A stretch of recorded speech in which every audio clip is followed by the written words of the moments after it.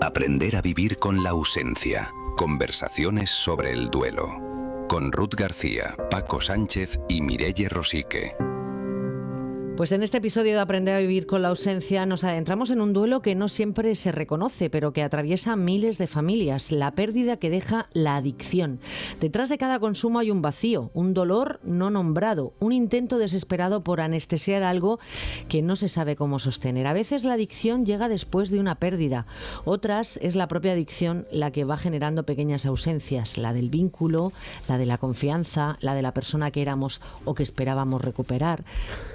Como suele ser habitual, en nuestro podcast Aprender a vivir con la ausencia nos acompaña Mireia Rosique. Ella es enfermera, es experta en acompañamiento emocional para ayudarnos a entender qué ocurre cuando duelo y drogadicción se entrelazan, cómo acompañar sin perderse y cómo reconstruir, ¿no?, desde lo que queda. Porque vivir con la ausencia también es aprender a mirar el dolor sin juzgar, algo que tiene muy presente y nos lo recuerda en casi todos los podcasts Mireia, y acompañar incluso cuando el camino es incierto. Mireia, ¿qué tal? ¿Cómo estás? Bienvenida. Muy bien, muchas gracias por recibirme de nuevo con un tema así complicado, delicado, ¿verdad? Muy delicado. Mireia, cuando hablamos de adicciones, todavía hay mucha gente que cree que son pues una elección o falta de voluntad por parte de la persona que ya es adicta. Sí, es una idea muy común, pero la ciencia nos dice todo lo contrario. Cuando un niño sufre carencia afectiva o trauma, su cerebro se desarrolla en modo supervivencia. Es decir, vamos a hablar un poco, la corteza cerebral frontal, que es lo que toma las decisiones lógicas, se debilita, mientras que otra parte del cerebro, que es la amígdala, entre otras, que gestiona el miedo, las emociones, también el placer, también el dolor. Estamos también más o menos en este lugar, en el centro ahí del cerebro. Esta parte se hiperactiva, que tiene una respuesta responde hacia el minuto, ¿no? Entonces, no es falta de voluntad. Es como el cerebro, hay un secuestro biológico debido a un dolor en la infancia o en la juventud que no ha encontrado ningún modo de escaparse de él. Entonces, ese dolor sigue ahí, igual, con la misma intensidad, y se queda ahí pues congelado, si queremos decirlo, cuando no ha habido una atención, no está ahí. La adicción no es realmente el problema, sino es el síntoma de algo mucho más profundo, mucho más antiguo, que está ahí en la historia de vida de esta persona, ¿no? Es un intento desesperado de sobrevivir al dolor, que no puedo gestionar, que me sobrepase. Un dolor emocional muchas veces que viene de la infancia y que esta persona no ha aprendido, no sabe, no tiene los recursos, no puede gestionarlo. Es imposible para él. Entonces lo sobrepasa. Y cuando algo te sobrepasa, busca cualquier solución para poder respirar. ¿Qué relación hay entre el duelo y la adicción y cómo puede una pérdida, en este caso una muerte, una ruptura, una ausencia incluso afectiva, convertirse en el origen de una adicción? Mireia. El duelo es una desregulación total del sistema nervioso. Cuando la persona que tiene un duelo importante en su vida se da cuenta que todo su mundo se derrumba, pero que también nuestro cuerpo no responde como habitual. Todas las esferas de nuestro ser están atacadas, están pues a nivel mental, a nivel emocional, a nivel psicológico, a nivel espiritual y en el cuerpo. Todo tiene relación, todo está destabilizado.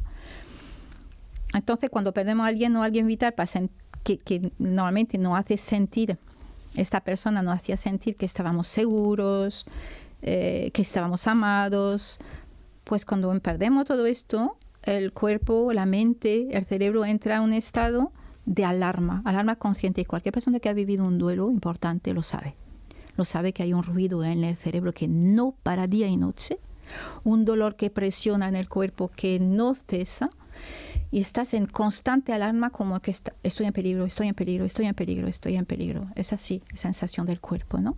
Y el cerebro está ahí en esto. Entonces, el trauma que podamos tener, que sea en la infancia, no, este trauma no tiene calendario, este trauma está ahí y se ha quedado ahí. Alguna persona encuentra en la sustancia, porque sea alcohol, fármacos, drogas o cualquier otra forma de adicción, una forma de apagar ese ruido mental. El problema es que el duelo no se va con la sustancia, se congela y ahí se queda, tal cual, con todo el dolor, con todo el miedo, con todo lo que conlleva. Entonces no se puede sanar lo que no te permite sentir. Es un dolor tan intenso que lo conecta con la herida profundo y original y recurre a cualquier sustancia para poder anestesiarlo. El trauma y el duelo es la experiencia que queda atrapada en el sistema nervioso. A veces, Mireia, pensamos que el duelo es solo cuando alguien muere, ¿no? ¿Hay más duelos en la adicción? Hay varios duelos invisibles, sí, duelos invisibles. Ahí está el duelo por la salud perdida, por el tiempo que no vuelve, por la confianza de la familia que se ha perdido, con todo lo que se ha roto en el camino del consumo, ¿no?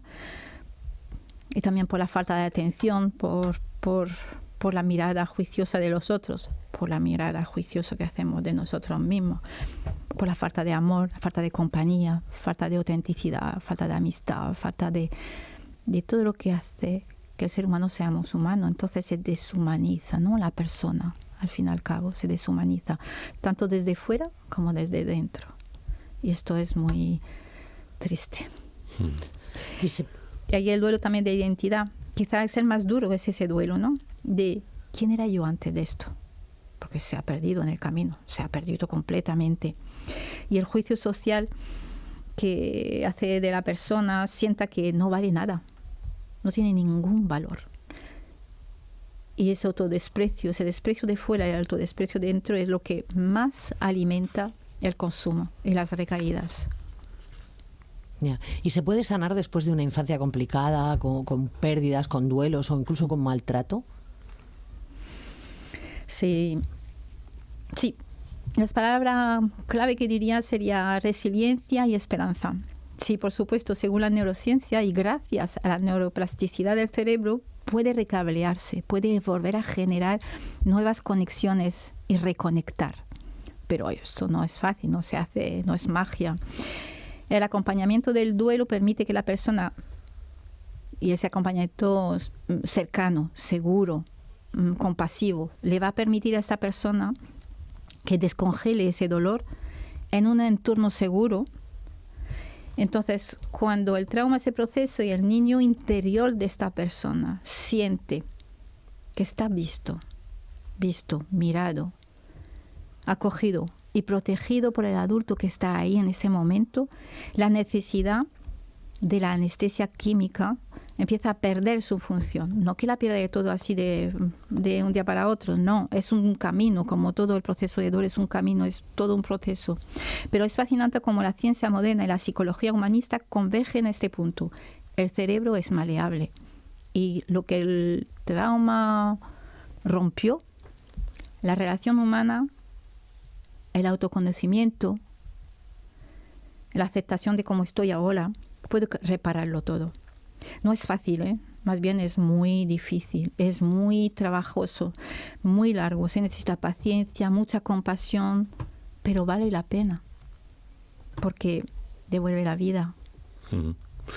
Asociamos a menudo el trauma infantil solo con la escasez, Mireia, o el maltrato físico, pero ¿qué pasa con esos hogares donde aparentemente no falta nada, pero la exigencia es extrema? Sí. Pues eso es lo que llamamos el trauma de la jaula de oro. En estos casos el trauma no es por lo que te hicieron, sino por lo que no te permitieron ser. Es decir, ser quien eres, ser un niño. No te permitieron ser vulnerable, no te permitieron fallar, no te permitieron simplemente ser un niño, ser tú.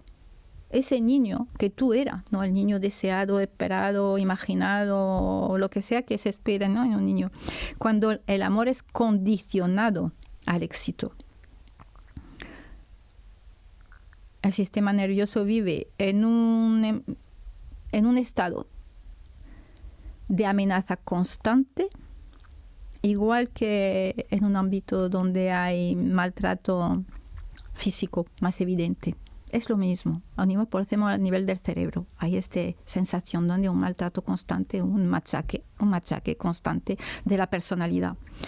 Entonces, el consumo de droga no es igual, no se transcurre igual, sino es un mecanismo de desconexión. Para desconectarte, para poder apagar esa voz interna, ¿no?, que tiene esta persona, que le han metido, ese juicio interno que le han metido desde la exigencia paterna, materna o de la sociedad, de su entorno, ¿no?, de lo que hay a su entorno, que le dice que nunca va a ser suficiente. Todo lo que puedas hacer, todo el esfuerzo que haces, nunca es suficiente. Se exige más constantemente. Entonces, el consumo en esos momentos es el grito de ese niño, ¿no?, de agotado, de llevar ese mundo que no es el suyo en sus hombros. Y esto es agotador. Y esto, para poder desconectar de esto, de esta carga, de este miedo, de decir no soy suficiente, de todas formas, por mucho que no me van a querer por quien soy. Me van a querer solamente si tengo éxito, imaginaros si no lo tiene. Desastre total. ¿Y qué relación existe entre el duelo y la dependencia? Pues la relación entre el duelo y la dependencia no es una coincidencia, sino es el mecanismo de sobrevivencia que ha fallido, que no ha funcionado. La droga que va a funcionar como un anestésico emocional, como ya lo hemos comentado antes, es un duelo especialmente, si es traumático o es algo silenciado, como el suicidio, el maltrato prolongado, un duelo no atendido, como la pérdida de una madre, por ejemplo. Hay un dolor psíquico que puede ser insoportable. La idea es que cuando una persona no tiene recursos internos, que esos recursos se hacen durante la infancia, a lo largo de la infancia, del crecimiento, tanto en el instituto como en la familia o en los amigos, para transitar, que no tengamos que nos acompañen, pues se busca una vía de escape. Y nuestra sociedad nos ofrece muchas vías de escape. La relación es que la sustancia no se busca por placer, sino por intentar aliviar el dolor. La droga funciona como un paréntesis, como un anestésico al sufrimiento. Además, si queremos recordar, y lo recordaremos todos, en muchas películas americanas y en otras que no lo sean, vemos al protagonista, cuando le pasa algún problema, de pérdida, lo que sea, entra en un bar y pide un whisky. Normalizamos esta forma de sobrellevar el dolor, como lo vamos a pagar como una sustancia. Sí, pero eso es como muy habitual, ¿verdad? O una ruptura amorosa y el protagonista o la protagonista se abre una botella de vino y comienza a beber, ¿no? Exactamente. Y es como decir, ¿es esa la solución? En lugar de, ¿por qué no la es? ¿Por qué no la es? Entonces,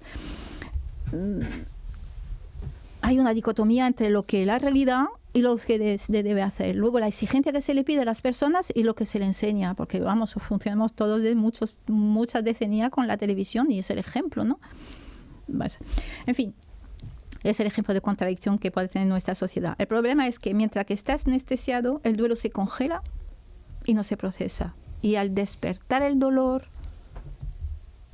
cuando se descongela, el dolor sigue aquí exactamente igual que al inicio. Mireia, ¿y qué mensaje te gustaría dejar a quienes nos escuchan y conviven con un duelo así? El duelo de alguien que está, pero no está al 100%, no está del todo. Incluso un mensaje a quienes se sienten atrapados, ¿no?, entre el dolor y la adicción. A ver, entender que la recuperación no es solo dejar de consumir, porque es empezar a cuidar de la herida, de lo que hay debajo. No se sale con la fuerza de voluntad, no es suficiente, no, yo digo, la fuerza de voluntad, si tendría fuerza de voluntad saldría de esta, no es verdad, no es verdad. Se sale con ayuda, con compañía, con un acompañamiento que hace que no estás solo ni sola, con autocompasión, con compasión, permitiéndose transitar los duelos pendientes, es decir, permitirse vivir el dolor y tener la valentía de hacerlo. Y para ser valiente a veces necesitamos una persona a nuestra edad que nos coja la mano para poder ser valientes. la que no nos cogieron cuando éramos pequeños. Pues esa mano se necesita en ese momento. Encontrar respuestas amorosas, internas, que nutren ese vacío que tiene dentro la persona que necesita sustancia para justamente llenar ese vacío. Se puede hacer mirando esos duelos, aprendiendo, acompañando, a soportar el dolor y hacerlo más pequeño, a base de amor, a base de cuidados. De nuevo, el amor, y lo digo siempre, tiene mucho que ver con el duelo. El amor no es lo que permite sostener en los momentos más difíciles. Es el bálsamo que cura casi todas las heridas del alma. Y la ciencia lo corrobora. El amor, la atención, la relación humana compasiva ayuda a restablecer conexiones sanas a nivel del cerebro. Entonces tenemos todas las herramientas, pasa es que no queremos darle los tiempos y nos cuesta y no queremos verlo a la base, ¿no? Evitarlo, ¿no? Hacer prevención, como hemos hablado antes. La conexión humana es fundamental desde la más tierna infancia, por eso hay que hablar de duelo en los colegios. También como prevención frente a todas las adicciones que tenemos por delante, no solo las sustancias químicas, sino también está el móvil, las redes sociales, que son otras adicciones, pero también que funcionan así. Pues Mireille, es un tema delicado, como bien has dicho, el duelo y la drogadicción, en este caso las adicciones. Estábamos centrados en la drogadicción, pero hay más adicciones. También muchas. Hay adicciones al juego. Pero también son huidas. Aplicables o no aplicables a este espacio. Sí, son huidas también. Yo diría a una persona que está ahí en ese proceso, ¿no? De atrapado ahí entre el dolor y la adicción, que tenga esperanza, que el dolor no es el final del camino cuando trabajas el duelo, sino una señal que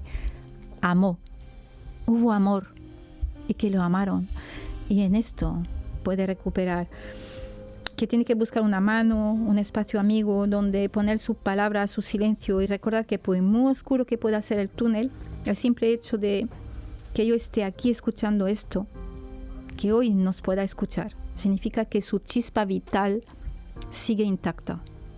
Así que a quien se sienta así le pediría que hoy mismo rompa el silencio, que hable con un amigo, con un profesional, con ese profesor en el que confía, porque la palabra es la primera grieta que deja entrar la luz en la celda donde nos metemos cuando nos sentimos solos.